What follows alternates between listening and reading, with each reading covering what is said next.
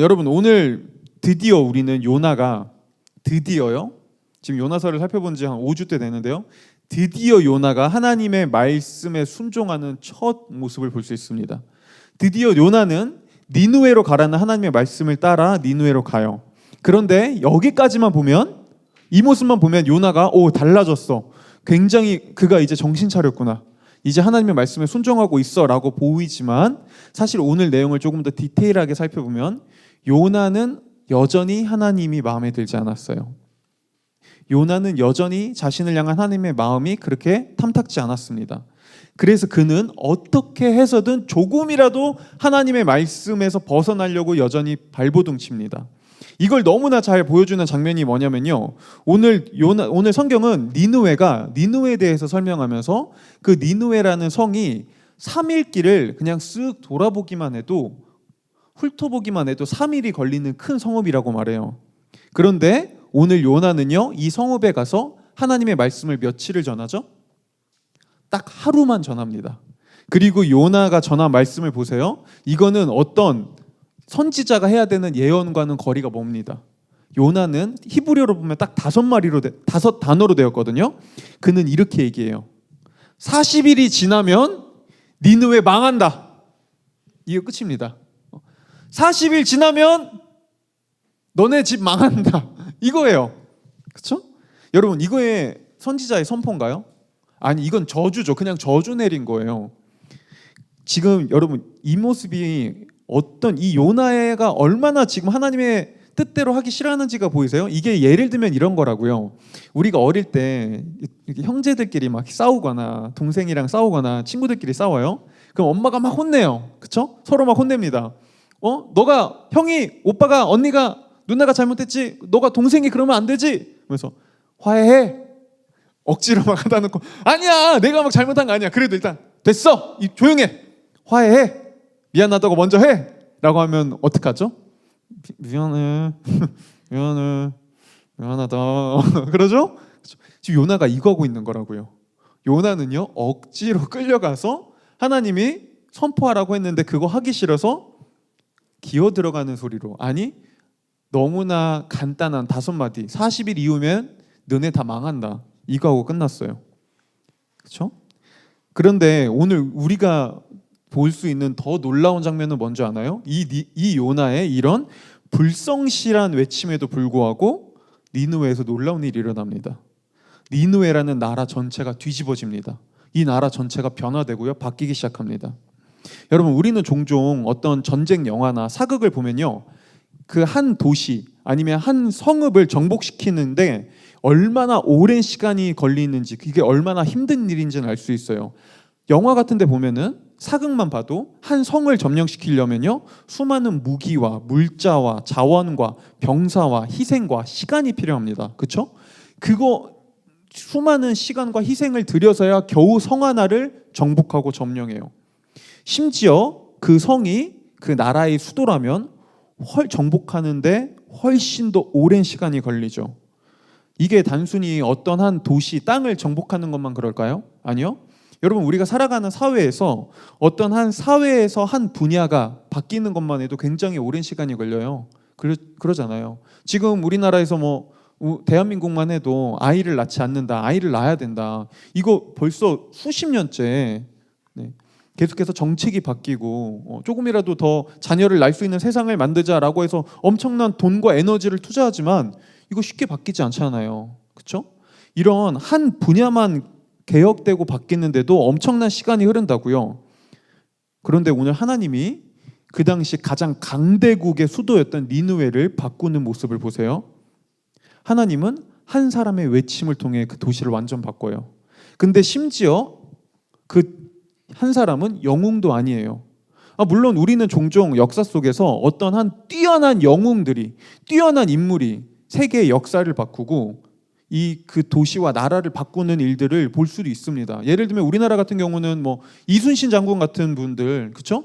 한 사람이 뛰어난 장군 한 사람이 나라의 역사를 국가를 살리잖아요. 그래서 우리는 그런 분들을 영웅이라고 부르죠. 그런데 보세요. 오늘 요나를 보세요. 그는 영웅과는 거리가 너무 멉니다. 그는 너무나 연약하고요, 부족하고요, 죄악되고요. 영웅은커녕 요나는 수준 미달입니다. 그는 낙제자예요. 그런데 오늘 하나님이 이런 낙제자인 요나를 통해서 요나를 이 니느웨를 완전히 변화시킵니다. 여기에 요나의 영향력이 어디에 있죠? 여기에 요나의 대단함이 보이나요? 요나의 어떤 영웅적인 그런 면모가 보이나요? 아니요. 그런 건 없습니다. 근데도 하나님은 요나에게 니느웨를 바꾸는 이런 중요한 일을 시키고 경험하게 하세요. 왜요? 왜 그럴까요? 이유는 간단합니다. 이걸 통해 성경이 우리한테 말하고 싶어하는 가장 큰 메시지 중에 하나는 바로 이거예요. 오늘날에도 하나님은 세상에서 너무나 부족하고 연약하고 때로는 죄악되고 사람들이 보기에 영웅과는 너무나 거리가 먼, 그 무엇 하나 잘난 것도 없어 보이는, 남들만큼 좋은 학벌, 대단한 외모, 대단한 키, 대단한 신체적 능력, 이런 게 없는 우리를 통해서도 하나님은 얼마든지 그분의 일을, 놀라운 일을 하실 수 있다는 게 있다는 걸 보여주죠. 그리고 이게 무엇을 의미하는 줄 아나요? 여러분, 세상이 우리를 어떻게 보든, 때로는 내가 나를 어떻게 생각하든, 우리는, 저와 여러분은요, 내가 생각하는 것보다 더 큰 의미와 목적을 가지고 있습니다. 우리는 더 큰 의미와 목적을 가지고 이 세상에 존재한다는 거예요. 근데 만약 우리에게 어떤 이런 내가 생각하는 것보다, 세상이 바라보는 것보다 주어져 있는 더 큰 목적과 의미가 없다면요? 그렇다면 우리에게 뭐가 남을까요? 우리에게 의미와 목적 같은 게 없다면 우리에겐 결국엔 이런 것만 남아요. 내가 왜 태어났지? 근데 왜 태어났는지 모르겠다. 근데 어쩌다 보니 그냥 태어났네. 눈 떠보니까 이렇게 태어났네. 그냥 이런 모양으로 그냥 생겼네. 어쩌겠어. 태어난 김에 사는 거지. 죽자니, 죽기는 또 그렇고. 또 살다 보면 그래도 좋은 일이 있지 않겠어? 그래. 인생에서 그렇게 꼭 나쁜 일만 일어나라는 법은 없으니까 그냥 이렇게 살다가 언젠가 죽으면 그냥 그때 인생 끝나는 거겠지. 그러니 사는 동안 조금이라도 잘 살기 위해 발버둥이라도 쳐보자. 그렇죠? 여러분, 이게 오늘날 현대 사람들이 말하는 가치관이죠. 그러지 않나요? 오늘날 사람들이 이렇게 생각하지 않나요? 자신의 삶을요? 그래, 눈 떠보니 태어났는데 어떻게 그냥 살아야지. 근데 이왕 살 거면 죽기 전까지 그래도 조금이라도 행복하게 살아봐야지. 그렇죠? 그런데 여러분, 뭐죠? 오늘날 사람들은요, 내 삶의 의미와 목적을 나에게서 찾으려고 합니다. 내 안에서요. 그렇죠? 그런데 우리는 알아요. 나에게서 내 삶의 목적을 찾으려 할 때 우리는 내가 너무나 작고 초라해지는 걸 느낍니다. 왜냐하면 나라는 존재는 너무나 작거든요. 나라는 존재는 사실 우리가 세상을 살아보면 알아요. 나라는 존재는 그렇게까지 세상 안에서 중요하지 않거든요. 나라는 존재는 사실 별거 아닙니다. 그렇죠? 회사 안에서 나는요, 사실 얼마든지 갈아 끼울 수 있는 부품 중에 하나죠. 친구 관계에서도 나는요, 때로는 중요하지만 사실은 조금만 안 좋은 일이 생기거나 조금만 서로가 안 맞으면 그냥 영 끊어버리면 그만인 다른 쉬운 관계 중에 하나일 뿐이죠. 물론 가정 안에서는, 연인 안에서는 조금 더 중요할 수 있습니다. 하지만 이 관계도 사실 완벽하지 못하죠. 그렇죠? 조금만 사실은 내 삶을 확장시켜 보면요, 그 안에서 나는 굉장히 아무것도 아니라는 걸 너무 쉽게 알 수 있습니다. 그래서 사람들은요, 나를 위해 사는 사람들보다 더 큰 어떤 의미와 목적을 위해 살아가는 사람들을 두고 존경하고요, 그 사람들을 위해 박수 쳐주죠. 그렇죠? 왜냐하면 나를 위해 사는 삶보다 더 큰 의미와 가치를 두고 그것을 위해 희생하는 사람들이 존경할 만하고 그게 더 멋있다고 생각하거든요. 사람들도요. 모두 다 그걸 알아요. 그런데 만약 하나님이 없다면요? 여러분, 만약 신이 없다면 이런 희생은, 나보다 더 큰 어떤 목적과 의미를 위해 내 삶을 희생하는 거는요, 아무런 가치도 없습니다. 왜냐하면 나보다 더 중요한 의미 같은 건 애시당초 우리한테 존재하지 않으니까요. 만약 우리가 그저 우연히 태어났다면 나보다 더 중요한 건 없습니다. 그렇죠?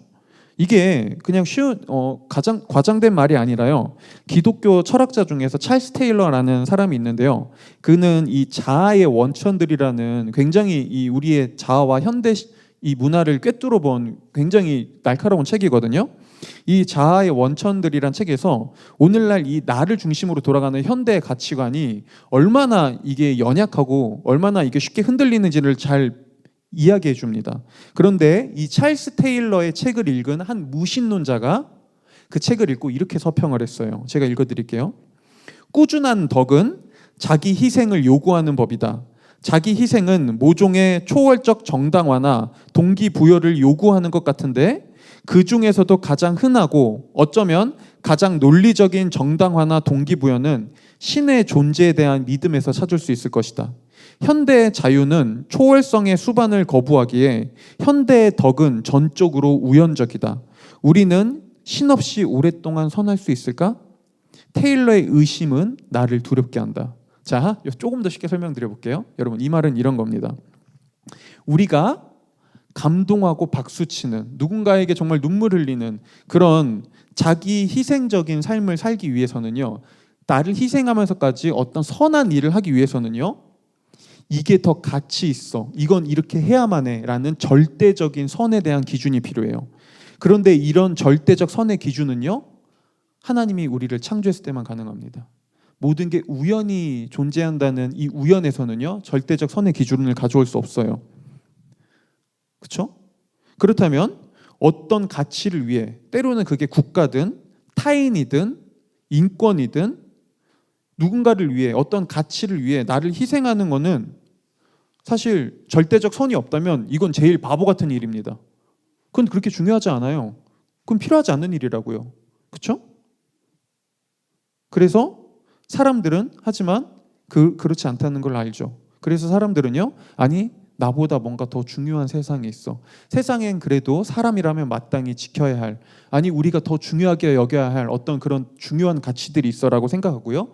그것을 위해 희생하는 사람들에게 존경하고 박수를 보내고 그들을 대단하게 기억하고 기념하죠. 그런데 우리는 이런 자기 희생적인 삶을 감내할 수 있는 이런 선을 앞서 말했듯 만약에 신이 없다면 어디서 가져올 수 있을까요? 도대체 우리는 어디서 나를 뛰어넘는 그것보다 더 중요한 의미와 가치를 가져올 수 있을까요?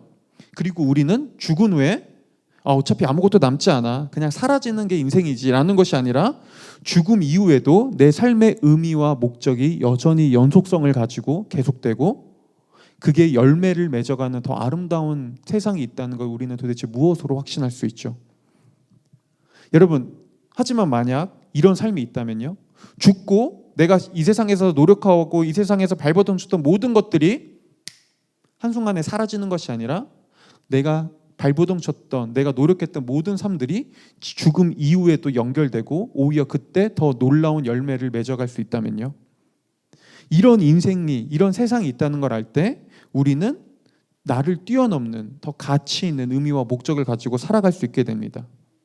그리고 우리는 자기 희생적인 삶을 때로는 이 속에서 발휘하기도 하죠. 그리고 이렇게 살아가는 사람들을 통해 세상과 그 다음에 그 사람 곁에 있는 주변 사람들은요, 변화되기 시작합니다. 여러분, 바로 이게 하나님이 요나를 통해 니느웨에 하신 일이었고요, 바로 이게 하나님이 오늘날 우리에게도 원하시는 일이에요. 자, 그렇다면 우리는 도대체 어떻게 우리는 이런 삶을 살 수 있을까요? 하나님은 어떻게 우리로 하여금 이런 놀라운 삶을 살 수 있도록 만들어 주실까요? 오늘 우리는 크게 세 가지를 통해 여기에 대해서 좀 이야기하려고 하는데요. 먼저 첫 번째는요, 하나님께서 주시는 두 번째 기회에 대해서 이야기할 거고요. 두 번째는요, 하나님의 보내심에 대해서 얘기할 거고요. 마지막 세 번째는요, 하나님의 선함과 정의에 대해서 얘기할 겁니다. 먼저 첫 번째입니다. 오늘 요나서 3장 1절에서 하나님은 다시 요나에게 나타납니다. 그런데 이때 하나님이 3장 1절에서 다시 요나에게 나타나 명령을 내리는 말씀을 보면요, 1장 1절 2절에서 하나님이 요나에게 처음 나타나 했던 말과 거의 비슷합니다. 차이가 없어요. 차이점이 하나 있다면 딱 또다시라고 얘기한 부분일 뿐이에요. 자, 한번 볼게요. 먼저 1장 1절 2절이에요. 자, 1장 2절을 읽어드릴게요. 주님께서 아미떼의 아들 요나에게 말씀하셨다. 너는 어서 저 큰 성읍 니느웨로 가서 그 성읍에 대고 외쳐라. 그들의 죄악이 내 앞에까지 이르렀다. 이게 1장 1절 2절이에요. 자, 그리고 오늘 3장 1절 2절을 여러분들이 한번 읽어봐 주십시오. 한번 읽어봐 주세요. 시작.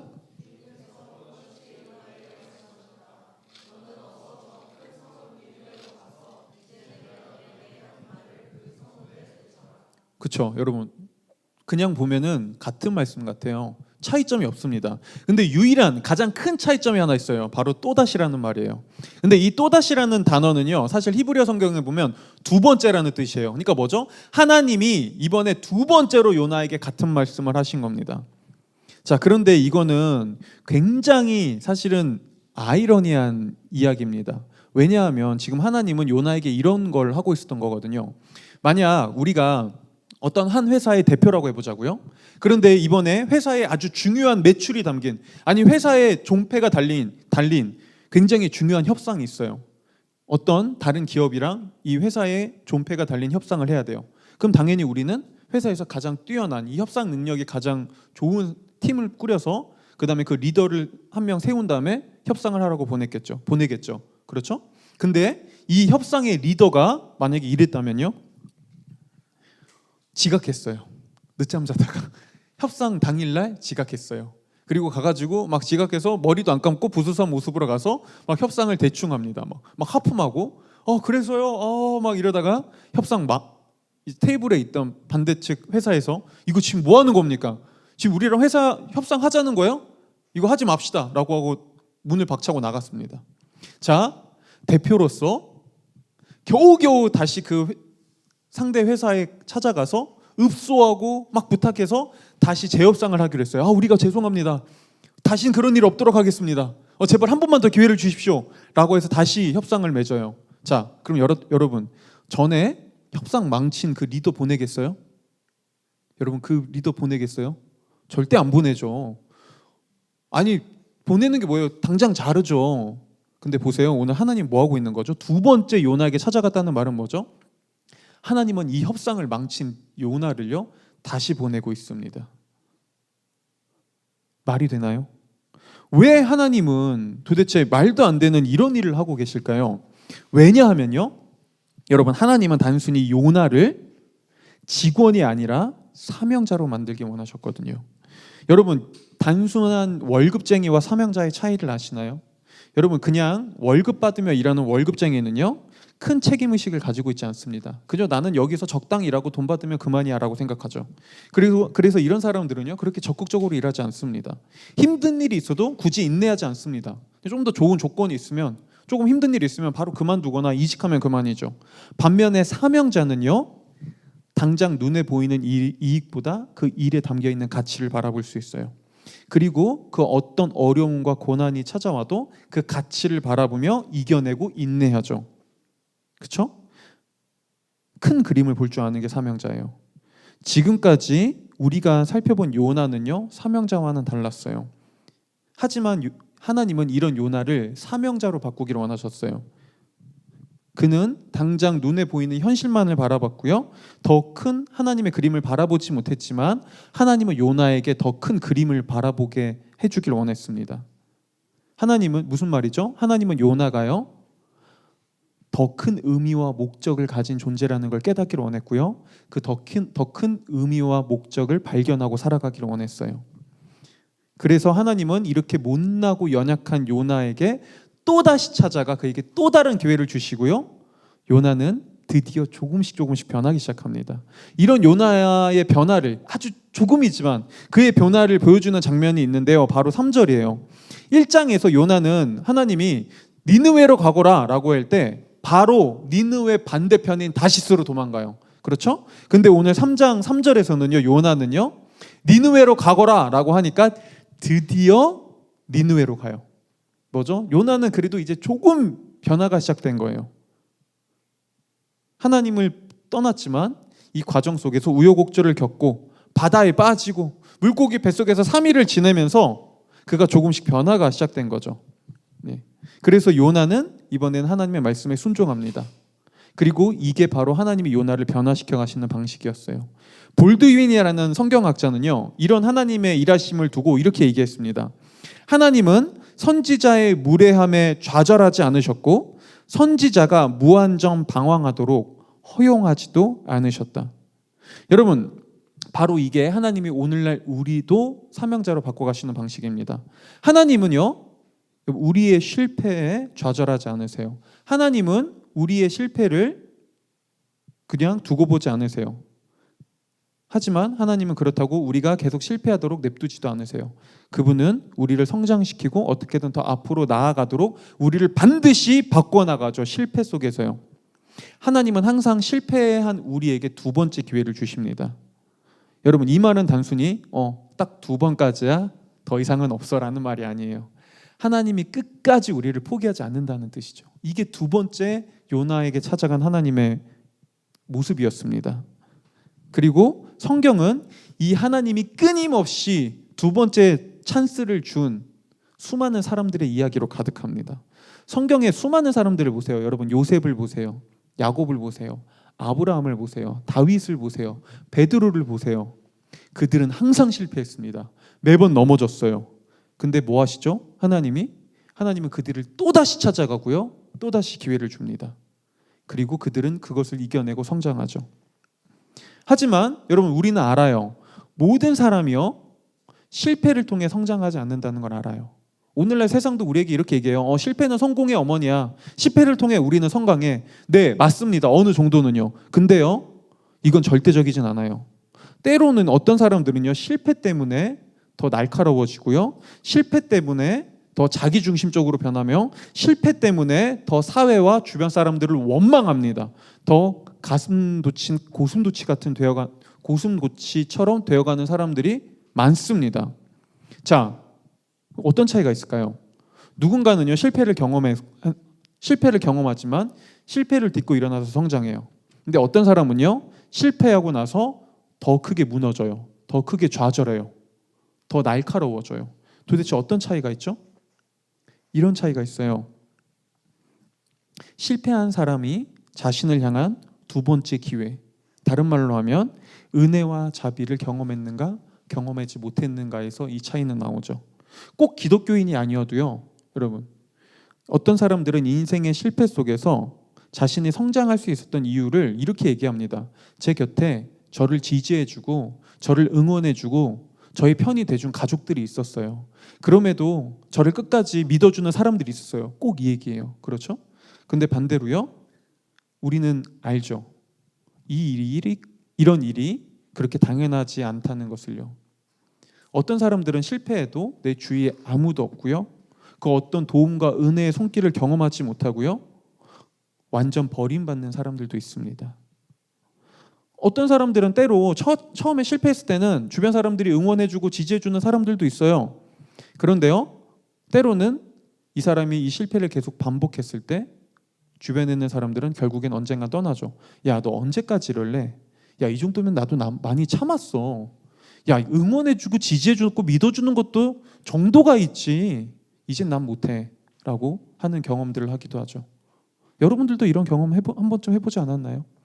내 실패 속에 처음에는 사람들이 나를 응원해주고 지지해줬지만 내가 계속 이런 반복되는 실패를 경험하자 사람들도 나를 포기하고 떠나는, 때로는 이게 나의 가족일 수도 있겠죠.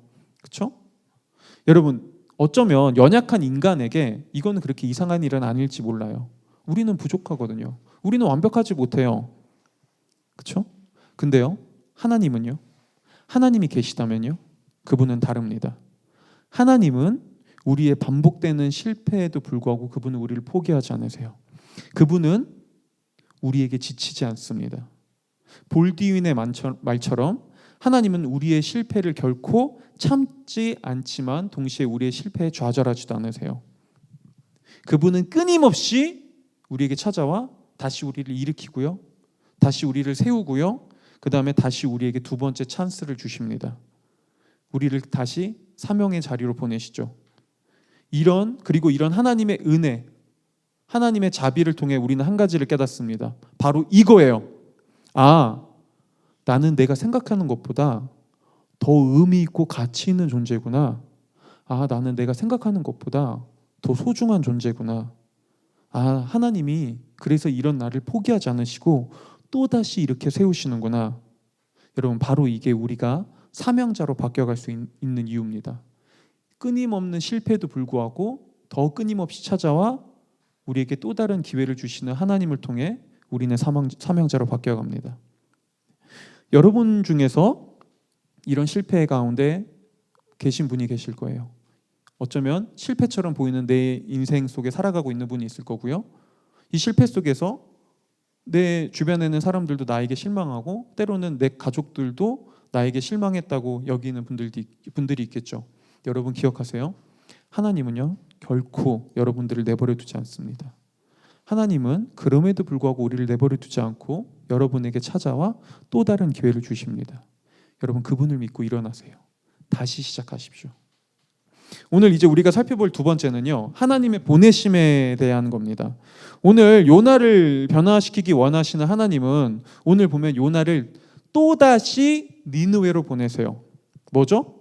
하나님이 요나에게 뭘 요구하고 있는지 보이시나요? 하나님은 지금 요나가 있는 곳에서 떠나라고 하고 있었어요.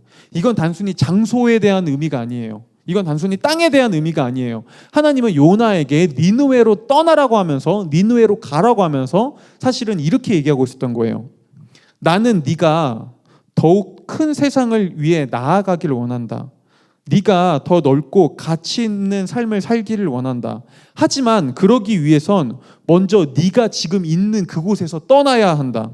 그동안 네가 옳다고 생각했던 너의 가치관, 너의 편협함, 마땅히 내가 옳다고 생각했던 너만의 작은 세상에서 떠나야 한다. 네가 안정감을 누리고 네 삶의 의미로 여기고 있는 것들에서 떠나야만 한다. 그리고 내가 너를 보내는 곳으로 가야만 한다. 그때 비로소 너는 참되고 영원하며 더 넓고 가치 있는 세상을 경험할 수 있을 것이다 라고 하나님은 얘기하고 계셨어요. 여러분 우리 인생에요, 창조주인, 세상을 창조한 하나님이 찾아온다는 거는요, 단순히 내가 살고 있는 집에 하나님이 내 집에 찾아왔으니까 내가 소파 좀 바꾸고 하나님을 위해 집 좀 깨끗이 청소하고 가구도 새롭게 바꿔야 되겠다라는 말이 아닙니다.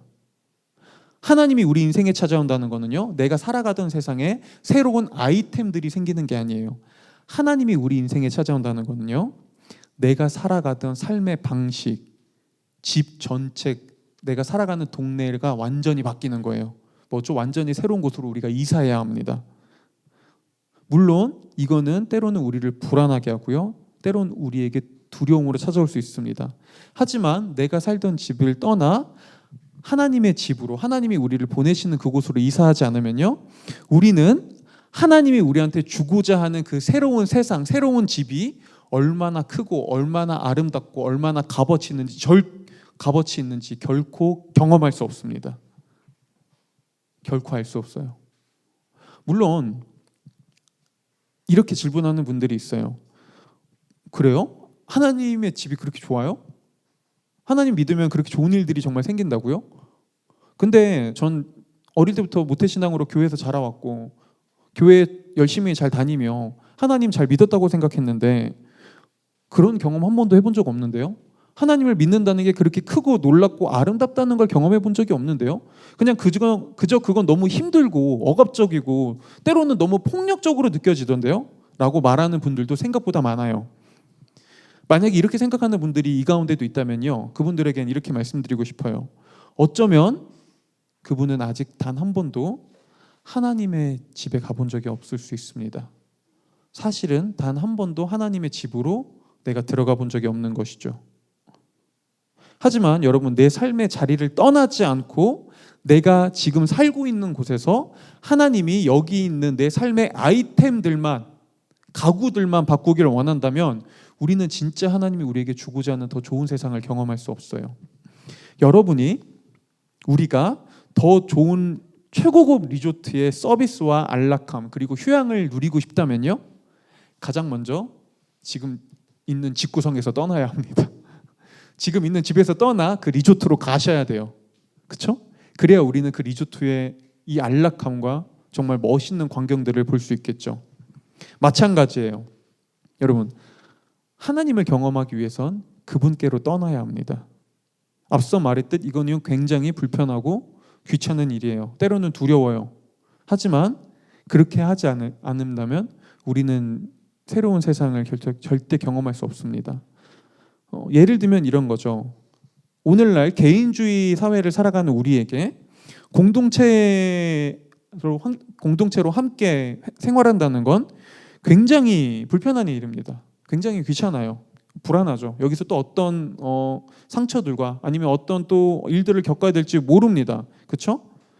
도저히 알 수 없을 서로가 하나 되어가는 과정을 경험한다는 건 우리에게 사실은 탐탁지 않은 일이죠. 하지만 그래서 내가 계속해서 혼자만 신앙생활 한다면 우리는 하나님께서 우리에게 주기 원하시는 서로가 연결되어 가는 것이 무엇인지, 전혀 이전까지 몰랐던 사람들이 서로 하나의 가족이 되어 간다는 것이 무엇인지, 이 세상에서 오직 나만 혼자 존재한다고 생각했던 세상에서 나를 피도 한 방울 섞이지 않았음에도 불구하고 누군가가 나를 지지해주고 나를 응원해주고 나를 위해 기도하며 나를 위해 울어주는 사람들이 있다는 게 무엇인지도 경험할 수 없습니다.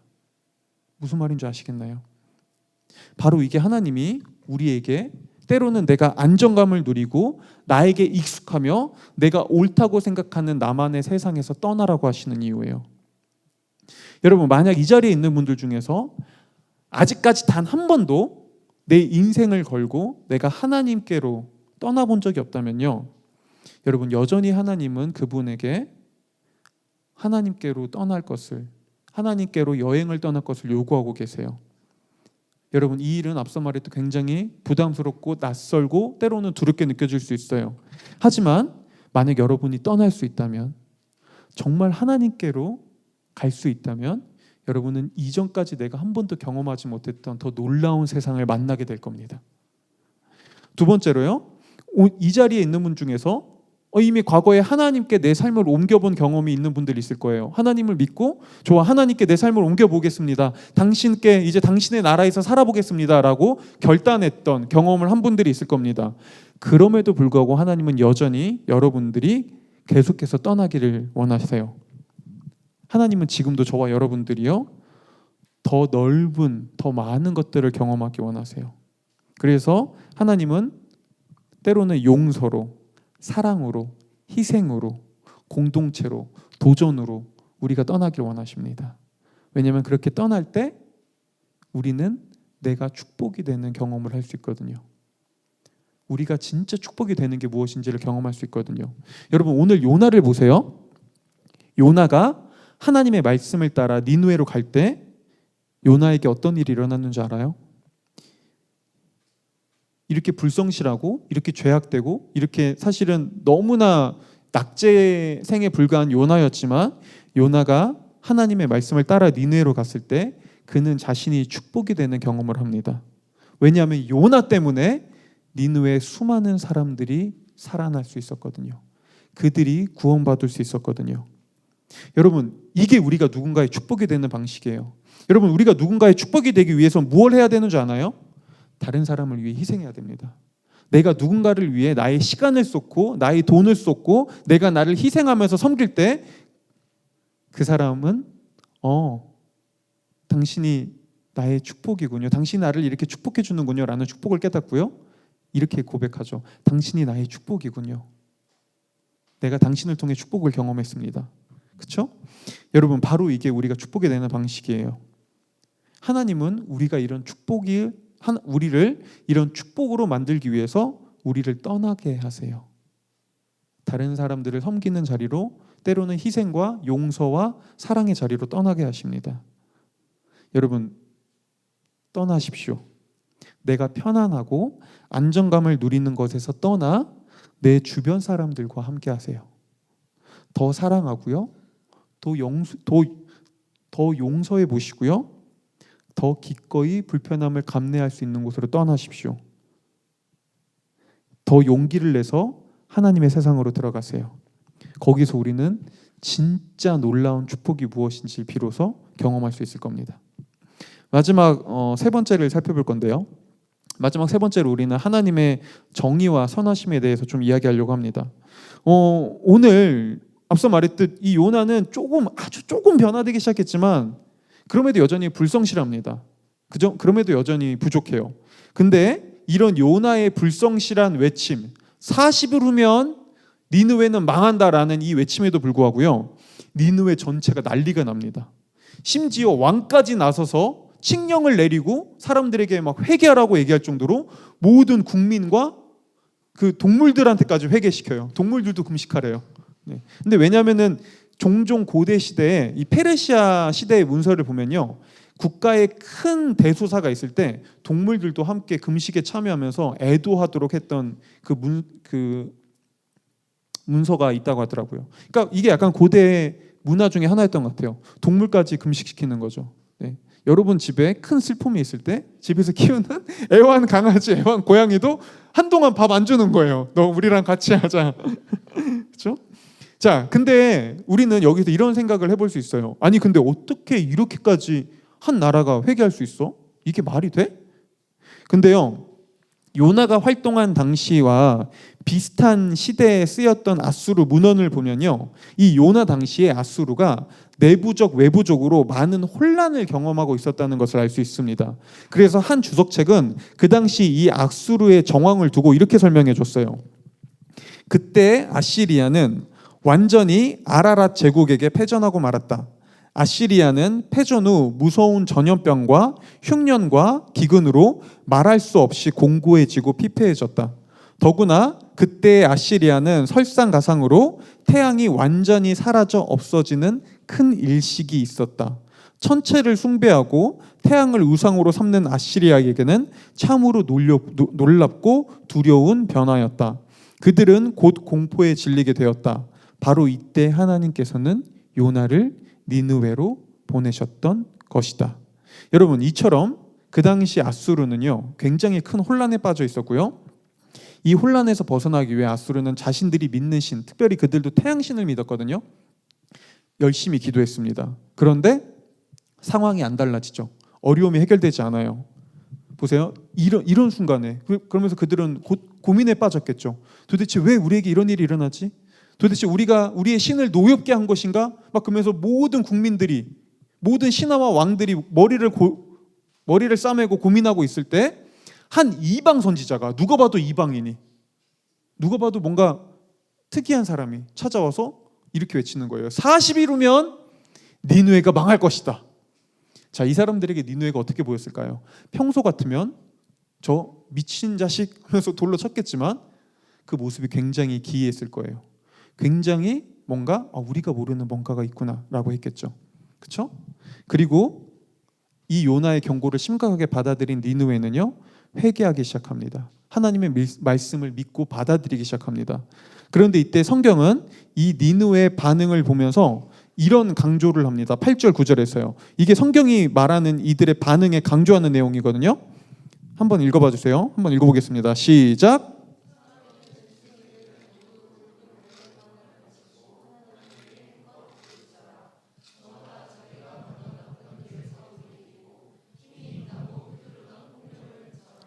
하나님께서 마음을 돌리고 노여움을 푸실지 누가 아느냐? 그러면 우리가 멸망하지 않을 수도 있다. 여러분 보세요. 지금 이건 니느웨 왕의 명령이거든요. 여기서 우리는 니느웨가 어떤 반응을 보이고 있는지를 알 수 있는데요. 먼저 첫 번째는요, 진정한 회개입니다. 오늘 니느웨 왕은 백성들에게 회개를 명령하면서 이렇게 말합니다. 나쁜 길에서 돌이키고 힘이 있다고 휘두르던 폭력을 그쳐라. 자, 지금 이 니느웨 왕이 회개를 어떤 식으로 이해하고 있는지 보이세요? 니느웨 왕은 회개를 이야기하면서 이렇게 말하고 있잖아요. 자, 우리가 열심히 금식하며 기도하면 용서해 줄 것이다 라고 말하지 않습니다. 그렇죠? 우리가 용서받으려면 우리의 행동을 돌이켜야 된다. 나쁜 짓을 멈춰야 된다. 우리가 실제적 삶을 바꿔야 된다. 뭐 하고 있죠? 그는 정의를 외치고 있었습니다. 그렇죠? 그런데 오늘 니느웨 왕은요, 이 정의를 외치면서, 회개를 외치면서 또 여기서 끝나지 않고 이렇게 말합니다. 그렇게 하면 하나님이 우리를 향한 마음을 돌릴 수도 있지 않겠느냐. 자, 니느웨 왕이 지금 무엇을 의지하고 있는지 보이세요? 니느웨 왕은요, 자신들이 회개하면서 자신들의 회개를 의지하고 있지 않습니다. 자, 이 말이 먼저 설명드려 볼게요. 만약 니느웨 왕이 자신들이 회개하면서 자신들의 행동을 의지했다면 이렇게 얘기할 거예요. 자, 우리가 열심히 회개하자. 열심히 금식하자. 열심히 우리가 더욱더 가슴을 치고 베옷을 입고 울면서 기도하자. 그러면 마땅히 하나님이 우리를 용서하실 것이다 라고 했다면 그는 자신들의 회개를 의지하고 있는 겁니다. 자신들의 행동을 의지하고 있는 것이죠. 그렇죠? 근데 오늘 니네 왕은 그렇게 얘기하지 않고요. 이렇게 얘기해요. 이렇게 하면 혹시 그분이 우리를 용서하실 수도 있지 않겠느냐. 무엇을 의지하고 있죠? 그는 하나님의 선하심을 의지하고 있었어요. 그는 하나님의 선하심에 요청하고 있었습니다. 하나님께서 선하시다면 우리를 용서해 주실 것이다 라고요. 보세요. 이건 그 당시 있었던 고대 종교들에선 없는 모습이었습니다. 일반적으로 고대 종교는요, 거래 시스템으로 이루어집니다. 이런 거죠. 신에게 제물을 바치고 신이 보기에 좋은 행동을 하면 신은 거기에 따른 상을 주고요. 신의 명령을 어기거나 신의 뜻을 거스르면 거기에 따른 저주와 형벌을 받는 것이죠. 이게 그동안 니느웨가 믿고 경험했던 신이었어요. 그런데 오늘 니느웨는요, 하나님을 자신들이 믿고 지금까지 자신들이 대했던 신들과 다른 식으로 대하기 시작합니다. 그들은 하나님을요, 그동안 자신들이 경험했던 거래 시스템으로 돌아가는 신이 아니라 사랑과 정의의 하나님이라는 걸 알고 있었어요. 그래서 그들은 하나님께 용서를 빌면서 재물 더 많이 드리자. 야, 너네 집에 있는 모든 재물들 더 끌어와라. 금은 보화를 더 많이 그분께 바치자라고 말하지 않습니다. 그렇죠? 그들은 종교적인 행사를 하고 있지 않아요. 그들은 정의를 회복하려 하죠. 폭력을 멈추거라. 나쁜 길에서 돌이키거라. 그렇죠? 동시에 그들은 이렇게 하면 하나님이 당연히, 그 신이 당연히 우리에게 용서라는 보상을 줄 것이다라고 말하고 있지 않죠. 그들은 이렇게 하면서 선하신 하나님이 우리에게 자비를 베풀기를 기도합니다. 그들은 하나님을 올바로 이해하고 있었어요. 하나님이 정의와 사랑의 하나님이라는 걸 알고 있었던 것이죠. 그리고 이렇게 겸손하고 올바른 믿음의 자세를 취한 니느웨를 하나님은 용서하세요. 그리고 그들에게 다시 기회를 주십니다. 자, 여러분, 오늘날에도요, 많은 사람들이 하나님을요, 한 부분으로 이해합니다. 만약 우리가 많은 사람들이 때로는 하나님을 정의의 하나님으로만 이해해요. 그런데 만약 하나님의 정의만 믿는다면 우리에게 하나님을 믿는다는 거는요, 굉장히 두렵고 굉장히 무서운 일에 불과할 거예요. 왜냐하면 정의만 있으니까요. 그분은 우리를 용서하지 않으니까요. 그분은 우리를 벌하시니까요. 그래서 하나님을 믿으면서 나에게 안 좋은 일이 생길 때, 때로는 나에게 어떤 우리 가족에게 아니면 내 앞날에 내 미래에 좋지 않아 보이는 일이 생길 때 우리는 이렇게 얘기할 거예요. 하나님이 나를 벌하시나 봐. 내가 어떤 좋지 않은 모습을 보여서 하나님이 지금 나에게 형벌을 내리시는 거야. 그러죠? 자, 이렇게 하나님의 정의만 믿는 사람들은요, 두려움에 빠지면서 신앙생활을 하기도 하지만 동시에 다른 사람의 잘못과 허물을 용서하고 덮어줄 수도 없습니다. 하나님의 정의만 믿는 사람들은요, 쉽게 다른 사람을 정죄하고 심판합니다. 그리고 그들을 벌합니다. 정의만 있으니까요. 반대로 어떤 사람들은 반대로 하나님의 선하심만을 믿습니다. 그래서 이렇게 얘기하죠. 하나님은 사랑이니까 그냥 다 용서하시겠지. 괜찮아. 하나님은 사랑이니까. 그런데요, 이렇게 하나님의 선함과 사랑만 남을 때 기독교는요, 설탕과 같은 종교가 되어버립니다. 그래서 우리는 끊임없이 괜찮아, 이 정도. 뭐 이것도 괜찮아. 어차피 용서해 주시니까 라고 말하면서요, 나도 불의를 행하지만 다른 사람이 불의를 행할 때도, 다른 사람이 주변과 사회를 망가뜨릴 때도 거기에 신경 쓰지 않습니다. 아랑곳하지 않습니다. 그냥 괜찮아. 그래도 다 용서해줘. 괜찮아. 사랑해줘. 그래, 그냥 그렇게 계속 살아. 그렇죠? 여러분, 이런 믿음에서 당연히 하나님의 선함만 존재하는 믿음에서 우리는 정의를 행할 수도 없고 정의를 경험할 수도 없고요. 정의가 사라진 세상에서 사람들은 굳이 내가 피해 보면서까지 선을 행하려 하지 않습니다. 좋은 일을 할 필요가 없습니다. 왜냐하면 하나님은 굳이 그렇게 안 해도 이미 나를 용서하고 사랑하고 좋아해 주니까요. 그렇죠? 이처럼 정의와 선하심의 균형이 무너질 때 우리는 건강하고 균형 있는 삶을 살아갈 수 없고요. 그런 세상을 만들어갈 수 없습니다. 우리가 진정으로 의미 있고 건강한 삶을 살아가기 위해서는요, 둘 다 필요해요. 정의와 사랑이요. 그런데 하나님은 바로 이 정의와 사랑의 하나님이시고요. 이 하나님의 정의와 사랑을 가장 잘 보여주신 분이 바로 예수 그리스도죠. 그리고 이제 우리 교회를 좀 다니시는 분들은 알 거예요. 예수 그리스도에 대한 얘기가 나오면 그래, 이제 설교가 끝날 때가 됐구나. 그래 이제 끝날 때가 됐구나라는 걸요. 네, 여러분 마지막으로 예수님을 봅시다. 그분은요 세상에서 가장 정의로운 분이셨어요. 그분은 죄와 조금도 타협하지 않으셨어요. 예수님은 죄를 너무나 싫어하셨고요. 죄는 예수님의 원수였습니다. 그래서 예수님은요 이 너무나 싫어하는 죄를 해결하기 위해 자신의 목숨을 내어놓으시죠. 그분은 그 정도로 죄를 싫어하셨거든요. 그분은 진짜 완벽한 정의를 가지고 계셨어요. 그런데 이 완벽히 정의로운 예수님은요 동시에 완전한 사랑이셨어요.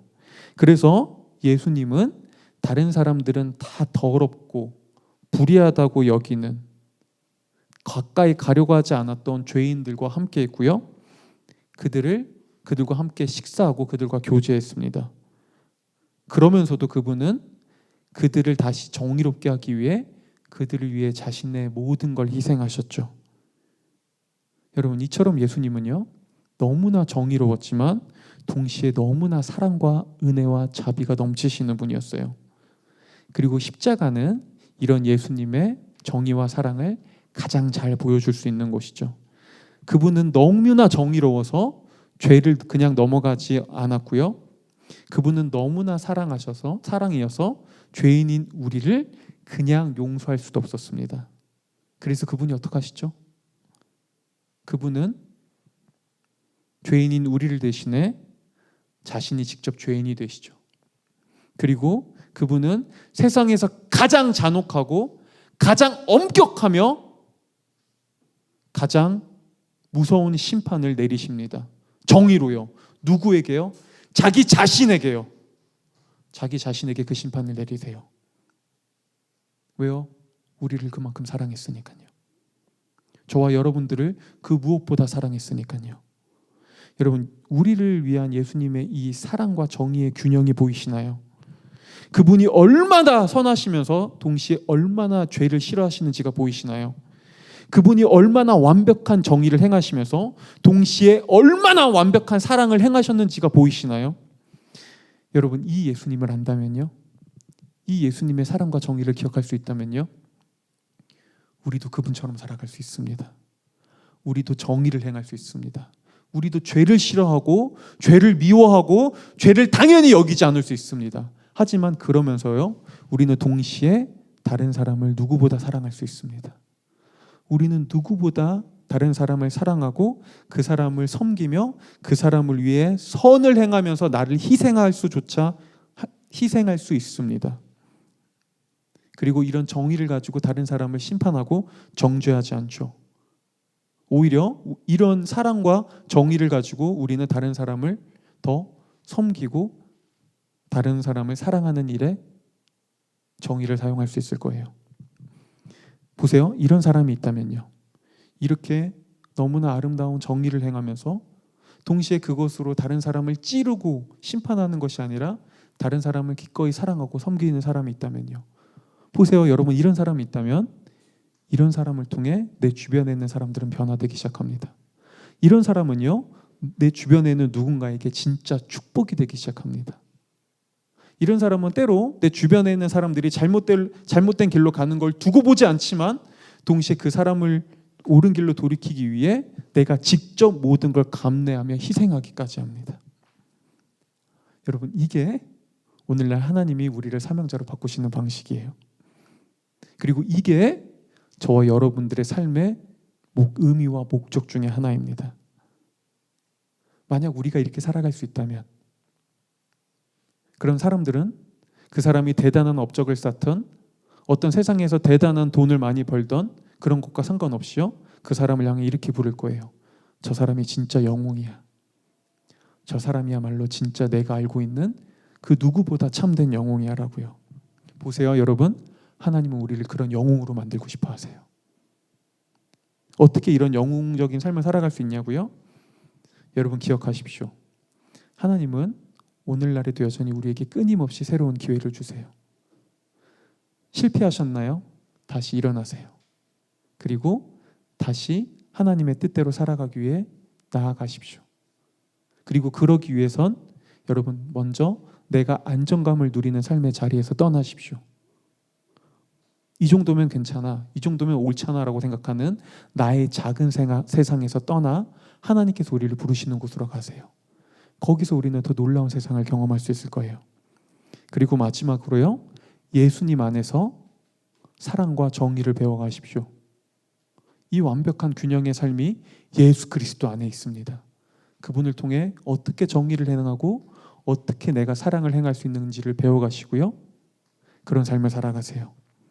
그럴 때 우리는 이 세상에서 죽음과 함께 그냥 모든 것이 사라지고 아무것도 남지 않는 인생이 아니라 하나님께서 완성해갈 그분의 나라의, 그분의 큰 그림의 한 부분이 되어가며 놀라운 축복으로 살아가는 경험을 할 수 있게 될 겁니다. 기도하겠습니다.